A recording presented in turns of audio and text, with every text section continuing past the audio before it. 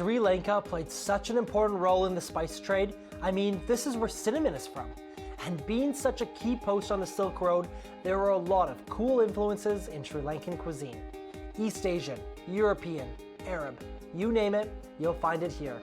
Of course, I can't cover everything to do with Sri Lankan cuisine, but what I can do is show you my take on 3 of its important dishes. Sri Lankan beef curry is slow, stewed, spicy perfection. The tender braised chunks swim in sauce loaded with fresh chili and curry leaves. Try it, and you'll be surprised at how distinctive Sri Lankan curry can be. In case you needed reminding that Sri Lanka is a tropical country, look no further than my steamed fish. Since I'm pretty sure banana trees don't grow in Canada, we will do just fine with some tin foil and a bit of imagination. This is a surefire way to get perfectly cooked, flaky fish every time. Pole roti with pineapple chutney highlights the latitude of this region. A basic roti is one you can make any day of the week, while a tangy and sweet pineapple chutney will have you swinging on that beachside hammock in your mind. Don't let regional cuisines intimidate you, and that includes Sri Lankan cuisine. Let me show you as we celebrate the culinary treasures that this country has to offer.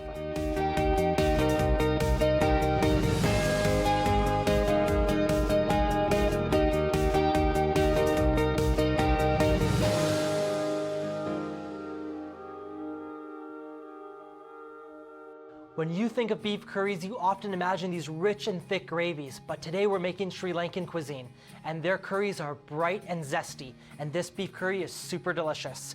In a pot, I have it set over medium heat. Let's add in a couple of tablespoons of ghee. Now this is not really Sri Lankan, but I love the flavor that ghee brings.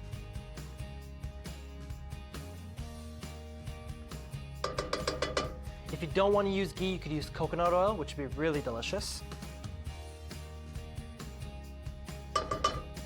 Let's add in a couple of teaspoons of brown mustard seeds. Now this is kind of where you get that South Indian influence, which is so prevalent in Sri Lanka.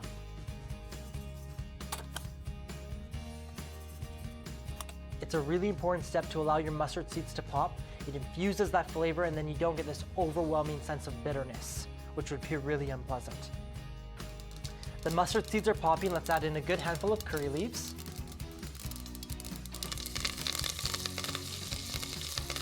Give it a stir. Now let's add in 1 onion that I've thinly sliced.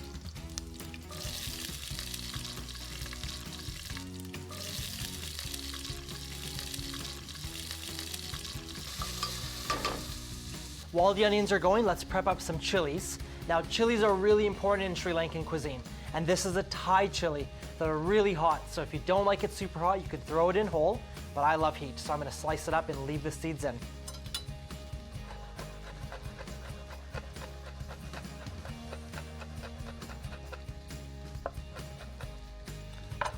Let's grate in some ginger.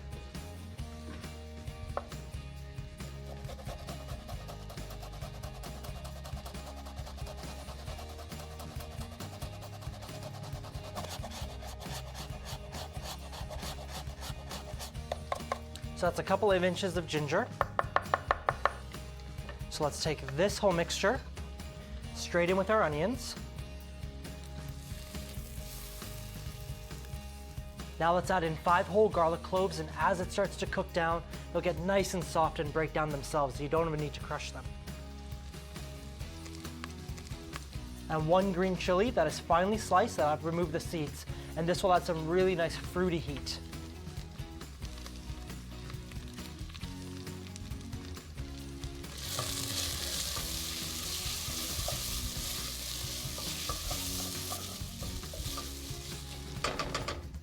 Now let's add in some cracked cardamom pods.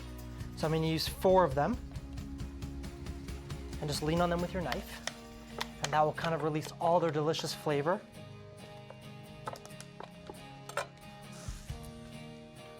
These can go straight in. Now let's add a teaspoon of turmeric.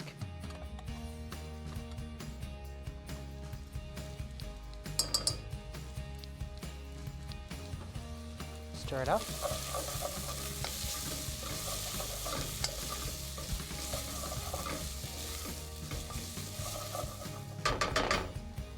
Let's add a pinch of salt.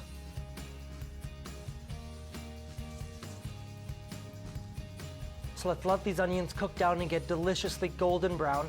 And while that's happening, let me show you how to make a really important ingredient for our beef curry, a salon masala.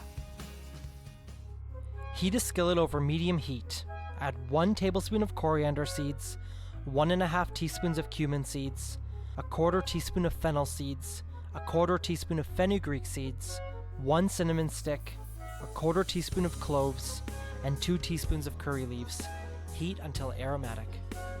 Put this mixture into a spice grinder and grind until you get a fine powder. This is one heck of a spice blend, salon masala. So here's this beautiful salon masala we just made. It's a couple of tablespoons. Just gonna put it inside our onion mixture. Give it a really good stir. I love it, you get that double whammy of curry leaves. So let's deglaze this pan and pick up all these really delicious bits that have stuck to the bottom with 1 teaspoon of white wine vinegar, and it's gonna add some really nice acidity to the dish.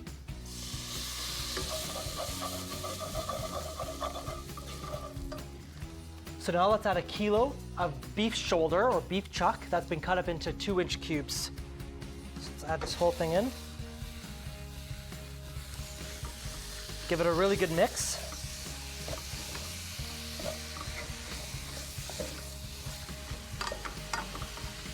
Make sure you coat that beef really well with all the spices.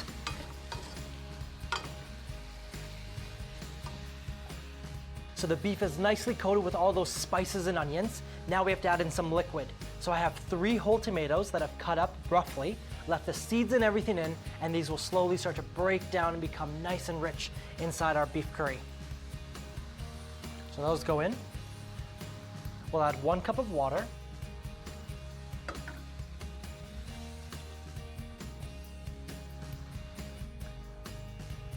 Make sure you scrape up all the bits that have stuck to the bottom.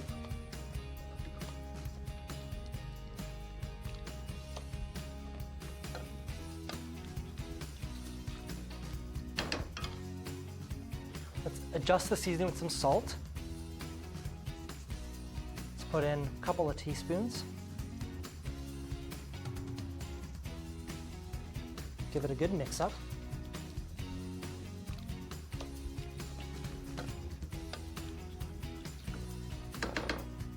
Everything's mixed really well. Now let's get it inside an oven-safe dish.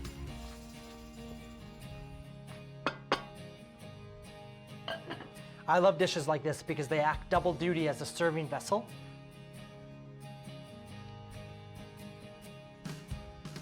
Let's get our beef in.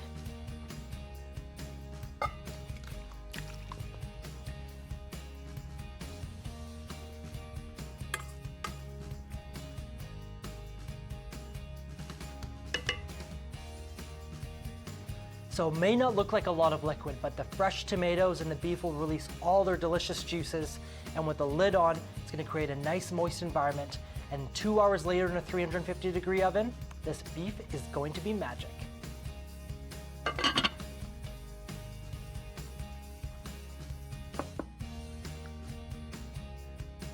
Look at this. The meat is braised so beautifully, it was in the oven for 2 hours. Let's garnish with some toasted coconut.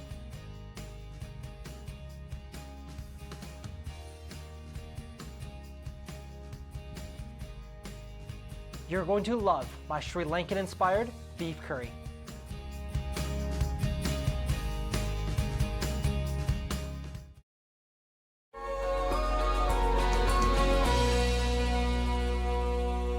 One of my favorite ways to make fish is in a tinfoil pouch. No dishes necessary, you get the vegetables, the sauce, all cooked up together. And my Sri Lankan inspired steamed fish is truly magical. In a bowl, let's combine 3 shallots that I've finely minced. I got 1 tomato that I've de-seeded and cut into some nice strips.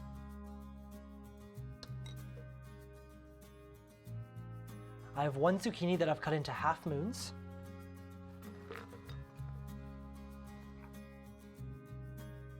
We'll add a couple cloves of garlic. I'm gonna put it through a garlic press. I love these.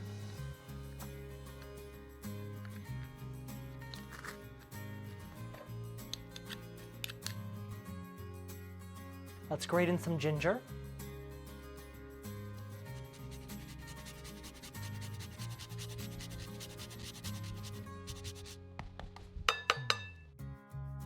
Let's season with some salt and pepper.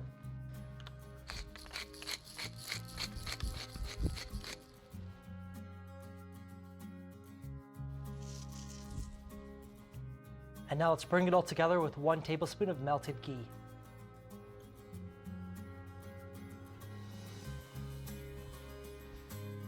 Let's just mix it with our hands.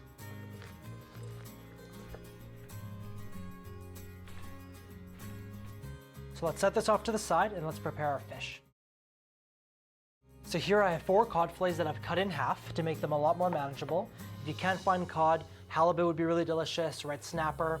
Any firm white fish is really nice in this dish. Now let's get some tin foil. I have a big sheet. Let's lay down 1/4 of our vegetables on half. Make a nice bed. Let's take our fish piece. Season with some salt.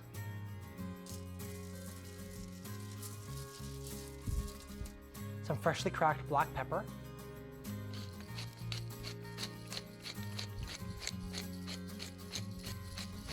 Let's lay a couple of lemon slices. It's just some thinly sliced lemon, 1 on each. Let's lay a cinnamon stick. Sri Lanka is such a great producer of cinnamon, and the flavors are just going to infuse inside this pouch. Let's put a couple of knobs of butter, and this will help create the sauce. And a final touch from Sri Lanka, coconut milk. I'll add about 3 tablespoons.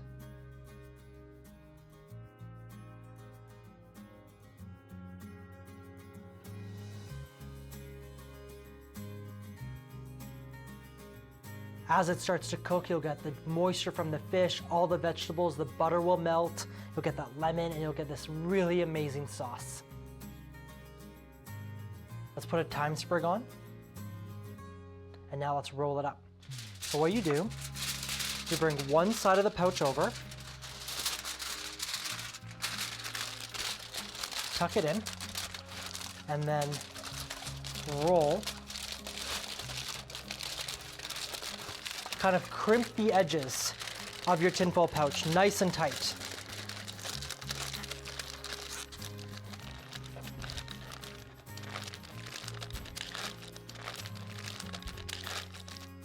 You want to make sure that your tinfoil pouch is sealed nice and tight, because if there are any cracks in here, you're going to lose steam and you're going to miss the magic of cooking in a tinfoil pouch. Let's make the next one.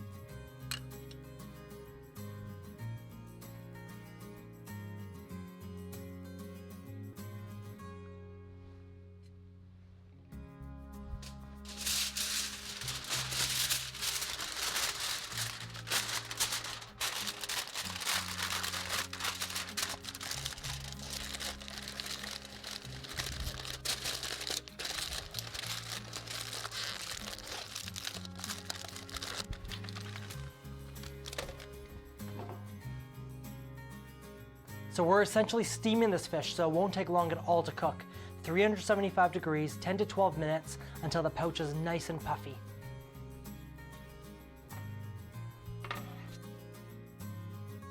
It's been 10 to 12 minutes and you can see that the fish packets have puffed up really nicely.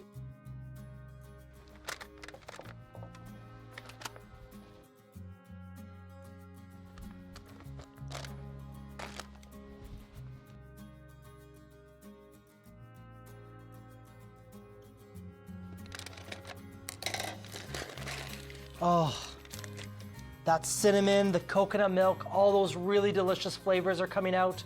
Once you've made fish this way, you'll never go back. My Sri Lankan inspired steamed fish, truly magical.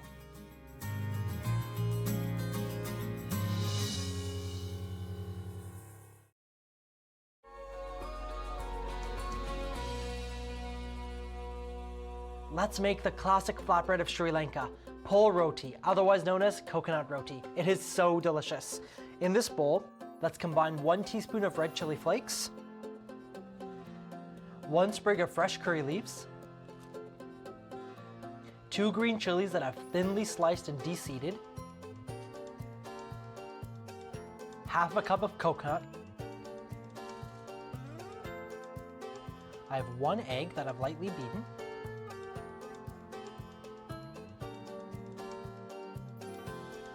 I have half of a small red onion that I've thinly sliced, a teaspoon of kosher salt, and let's add a teaspoon of canola oil.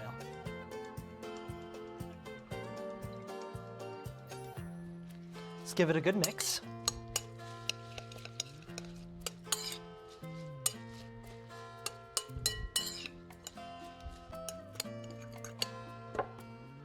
Now let's add 1 1/4 cups of all-purpose flour.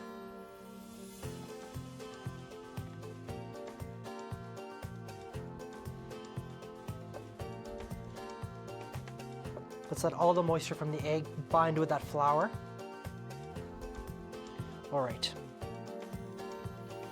Now let's slowly add in some water until we get a nice dough.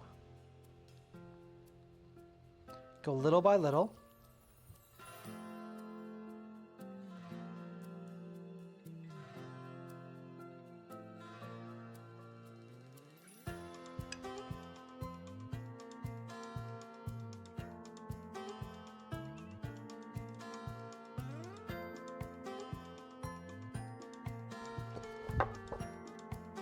The texture you're looking for is nice and smooth, and you can see it's not sticking to my hands anymore. They're nice and clean. So let's put it on our board. So put it into a nice even ball, and let's cut it up into 6 to 8 pieces.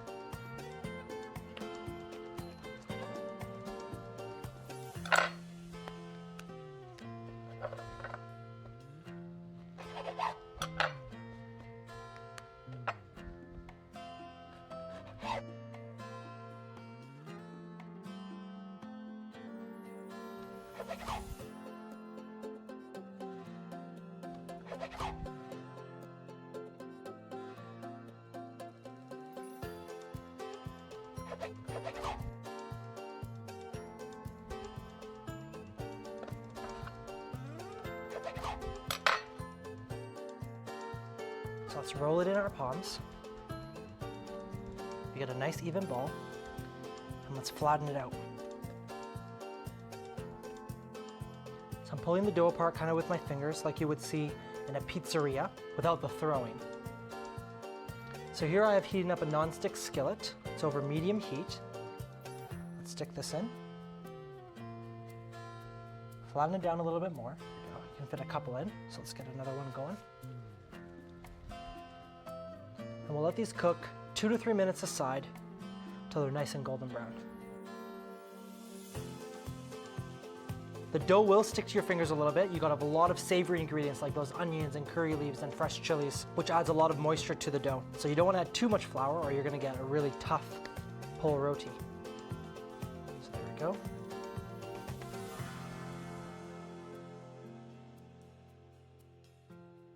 It's been 2 to 3 minutes. Let's check to see if they're ready for a flip. Oh yeah, nice and golden brown.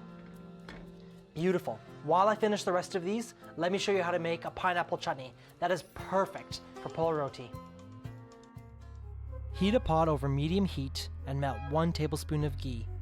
Add 1 teaspoon of mustard seeds and wait for them to pop. Then add 1 crushed garlic clove, 1 sliced green chili, a 1-inch piece of ginger that's been finely grated, 4 whole cloves, and 1 teaspoon of cinnamon. Cook for about a minute. Then add 1 can of pineapple tidbits in their juice and half a cup of coconut milk. Season with kosher salt to taste. Simmer for a good 10 minutes until it reaches a nice, thick consistency. You can blend this smooth, but I really like mine chunky. This pineapple chutney will take you away to a tropical paradise. The pole roti are nice and golden brown.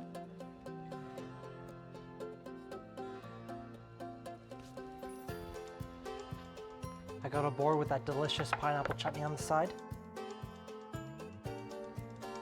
You get the sweetness from that pineapple chutney, spicy and savoriness in the flatbread. I'm telling you, my Sri Lankan pole roti, incredible.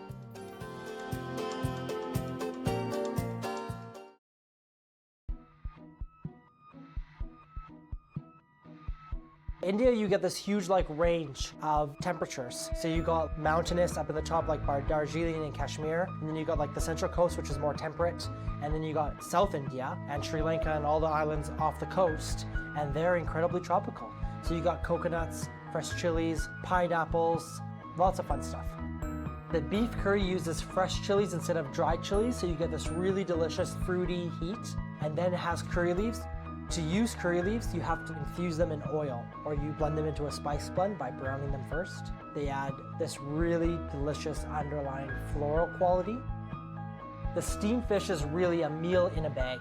You get these delicious vegetables on the bottom that have been tossed in ghee. Then you got a beautiful piece of cod.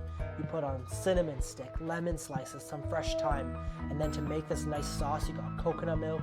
It's beautiful. So pole roti is really delicious. Pole means coconut, and roti is an unleavened flatbread. And what we did is we added some savory ingredients to it. So we had some onions, curry leaves, some fresh chili, mixed it all up, and got this really delicious dough, and then pan fried it. And then you dip it in with that pineapple chutney. Oh, it was so yummy. I really wanted to showcase all of South Asian cuisine, and Sri Lanka is such a key component of that. And what we've done is we've highlighted some of the real standout ingredients of this amazing country.